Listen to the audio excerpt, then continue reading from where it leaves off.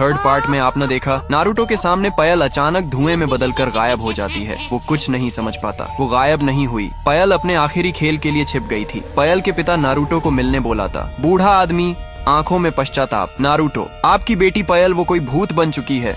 लेकिन ऐसा क्यों? पायल का पिता कुछ देर चुप रहता है, फिर कांपते हाथों से एक चाकू निकालता है। पायल का पिता धीरे से, मैंने ही मारा उसे, उस दिन उसे जंगल में ले गया क्योंकि मुझे बेटियां नहीं पसंद थी। चाकू से उसके सीने में वार किया। ये रहा वही चाकू। नारुतो हैरान और गुस्से में, आपने अपनी बेटी को सिर्फ इसलिए मार दिया क्योंकि वो बेटी थी। पायल का पिता, अब वो लौट आई है, तुझे रोकना होगा। इसी चाकू से गांव में डर का माहौल है। तब एक आदमी हांफता हुआ नारुतो के पास आता है। आदमी डरते हुए, नारुतो, गांव के सारे बच्चे गायब हो गए हैं, खेतों के पास कुछ लिखा मिला, खून से लिखा है, अब मेरी बारी है। नारुतो गुस्से में, पायल तू सच में राक्षस बन गई है। नारुतो चाकू लेकर खेतों की तरफ दौड़ता है। पायल के चारों तरफ बच्चे बैठे हैं, रो रहे हैं। पायल किसी को मारने ही वाली होती है। नारुतो वहाँ पहुँचता है। नारुतो चीखते हुए, बस कर पायल, ये बच्चे तेरा बदला नहीं है। पायल धीरे से, आंखों में आंसू, जब मेरे पापा ने मुझे मारा मैं रोई थी नारुतो, लेकिन किसी ने नहीं सुना, अब सबको सुनना पड़ेगा। नारुतो, तेरा दर्द सही था, पर ये रास्ता नहीं, तेरे पापा ने तुझे मारा था, मैंने नहीं, इन बच्चों ने नहीं। पायल धीमी आवाज में, क्या मैं सच में राक्षस बन गई हूँ नारुतो? नहीं, तू अब भी इंसान है, बस एक दर्द में डूबी आत्मा,